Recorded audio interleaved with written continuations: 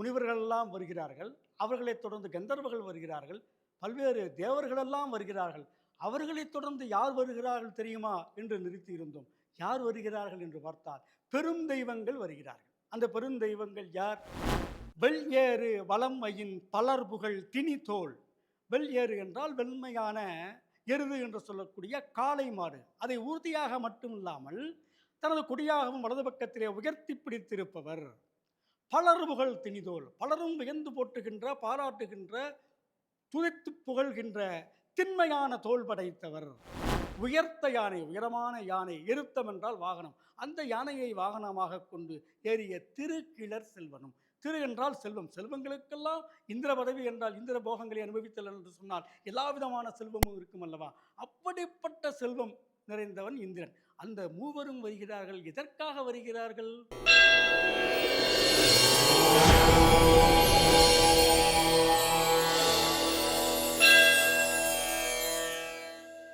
தெய்வத்தமிழ் TV நேயர்களுக்கு அன்பு வணக்கம். திருமுருகாற்றுப்படையில் தீன் தமிழ் முருகன் என்ற தொடரின் 6வது அத்தியாயத்தை இன்று காண இருக்கிறோம்.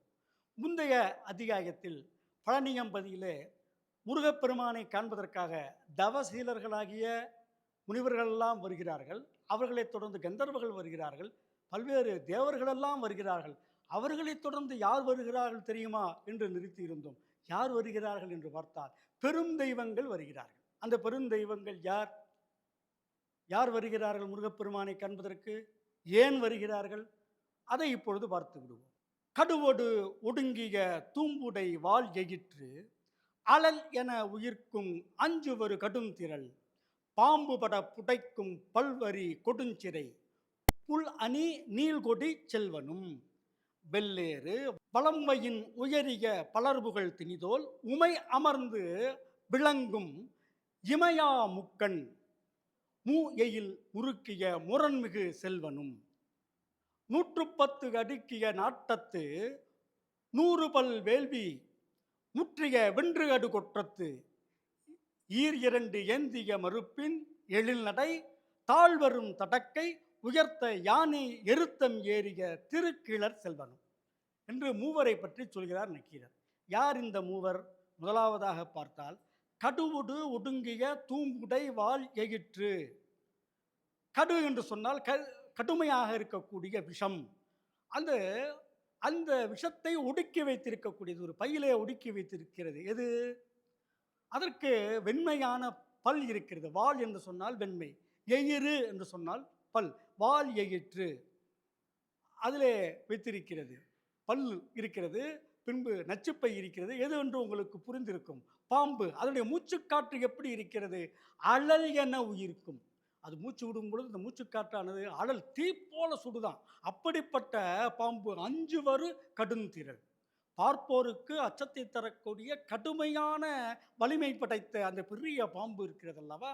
அந்த பாம்பை பாம்பு புடப்புடைக்கும் பல்வரி கொடுஞ்சிறை புல் அணி நீள்கொடி செல்வனும்.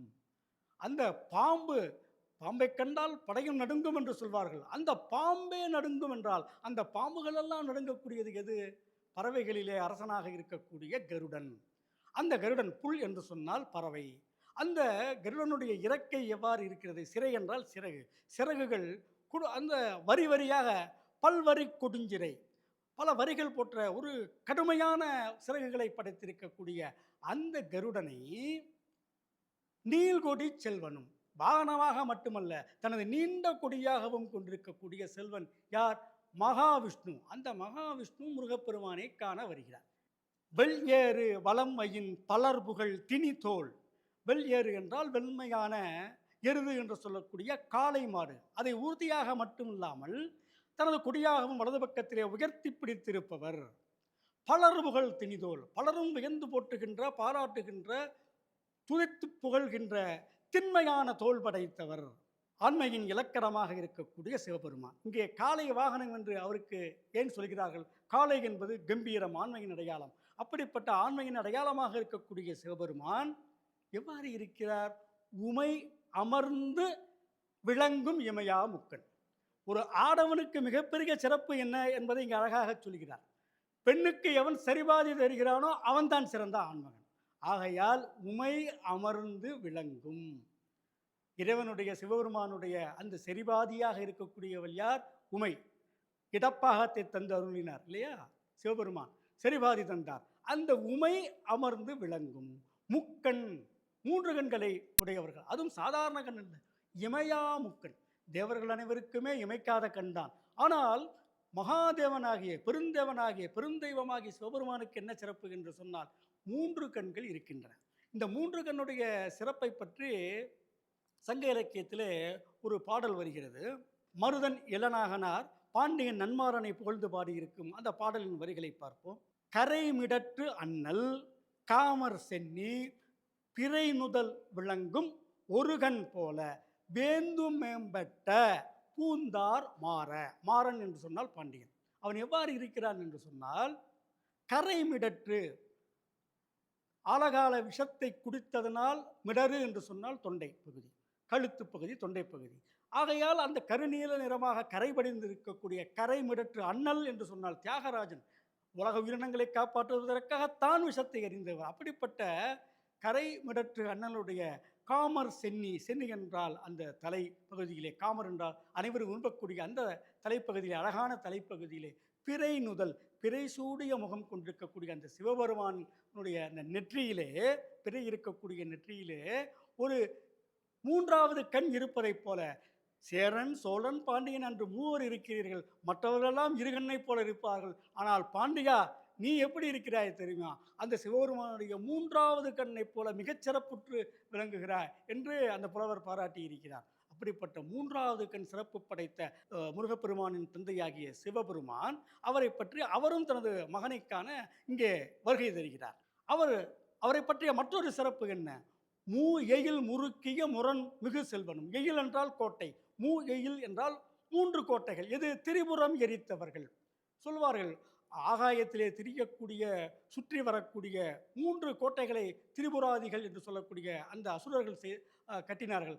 அவர்களை தனது சிரிப்பு ஒன்றினாலே தகனம் செய்தவர் திரிபுர தகனராகிய சிவபெருமான் என்று சொல்வார்கள். மூ எயில் முறுக்கிய முரண்மிகு செல்வன். முரண் என்றால் அந்த வீரம், முரட்டுத்தனம் மிகுந்த செல்வனாகிய சிவபெருமான். இங்கே மூ எயில் என்று சொல்லக்கூடிய திருபுரத்திலே நுட்பமாக பார்க்க வேண்டியது என்ன என்று சொன்னால், இது எங்கோ அரக்கர்களுக்கு வைத்திருக்கக்கூடிய கோட்டை இல்லை, நமக்குள்ளும் இருக்கக்கூடிய அந்த கோட்டை தான் அந்தரத்திலே சுற்றி கொண்டிருக்கிறது. என்னது? ஆணவம், கண்மம், மாயை ஆகிய 3 திரிபுரங்கள்.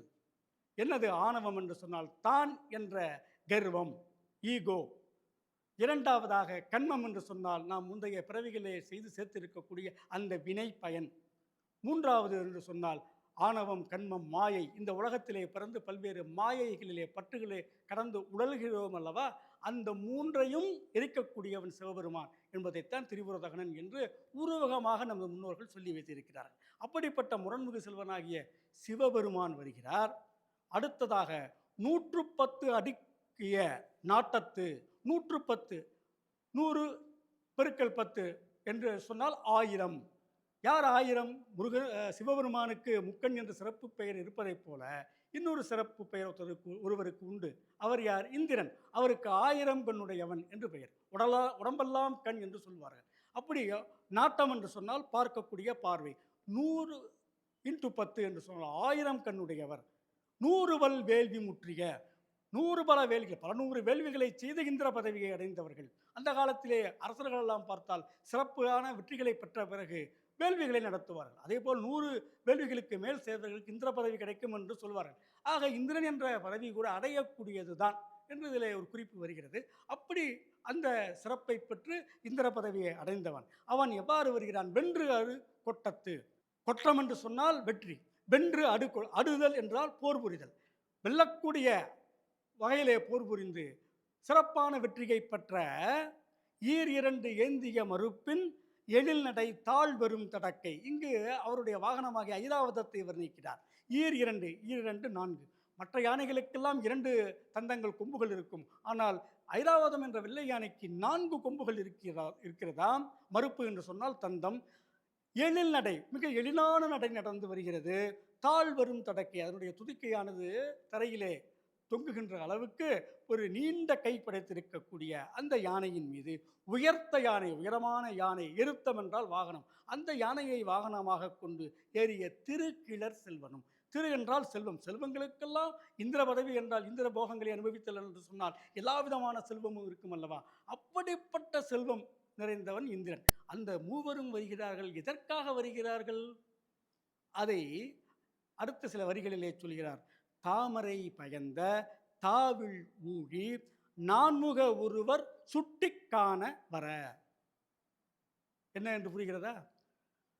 பிரம்மாவை தாமரை பயந்த என்று சொன்னால், பயந்த என்று சொன்னால் கொடுத்த, தாமரை என்று சொன்னால் தாமரையில் தாமரை கொடுத்தவர். யார் தாமரை கொடுத்தவர்? மகாவிஷ்ணுவுடைய நாபிக்கமலமாகிய தாமரையில் இருந்து பிறந்தவர் அல்லவா நான்முகன், தாமரையன்.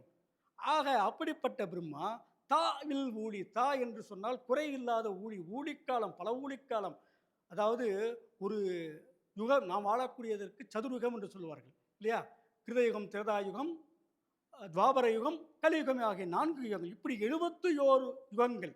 அந்த 71 யுகங்கள் சேர்ந்தால் ஒரு மன்வந்திரம். அந்த ஒரு சதுரயுகத்துக்கு 43,20,000 ஆண்டுகள் என்று கணக்கிருக்கிறது. அதற்கு மேலும் கூட இருக்கலாம். அந்த 71 சதுரயுகங்கள் சேர்ந்தது ஒரு மன்வந்திரம். அப்படி 14 மன்வந்திரங்கள் சேர்ந்தது ஒரு கல்பம். அதை போல் 100 கல்ப காலம் வாழக்கூடியவர் பிரம்மா. அப்படிப்பட்ட பிரம்மாவை சிறையில் அடைத்து விட்டார் முருகப்பெருமான். ஏன் அடைத்தார் என்று சொன்னால், அவர் ஆணவத்தோடு நடந்து கொண்டார். அப்படி நடந்து கொள்ளும் பொழுது முருகப்பெருமானை கைலாயம் வரும்பொழுது கண்டுகொள்ளாமல் சென்றார். யார் என்று கேட்கும் பொழுது இருமாப்பாக பதில் சொன்னார். அவருக்கு நான் யார், படைக்கும் தொழிலை செய்கின்ற பிரம்மன் என்று சொல்கிறார். அப்படி என்றால் பிரணவத்தின் பொருள் என்ன என்று கேட்டார் அல்லவா? அதற்கு தெரியாமல் முழித்ததால் சிறையில் அடைத்து விட்டார் முருகப்பெருமான். அவரை சிறையிலிருந்து விடுவிக்க வேண்டும் என்பதற்காக இவர்களெல்லாம் காண வருகிறார்கள் என்று சொன்னார். அடுத்து என்ன நிகழ்ந்தது என்பதை அடுத்தடுத்த அத்தியாயங்களிலே காண்போம். அதுவரை உங்களிடமிருந்து நன்றி கூறி விடைபெறுவது உங்களது அன்புக்கினிய பத்மன். நன்றி, வணக்கம்.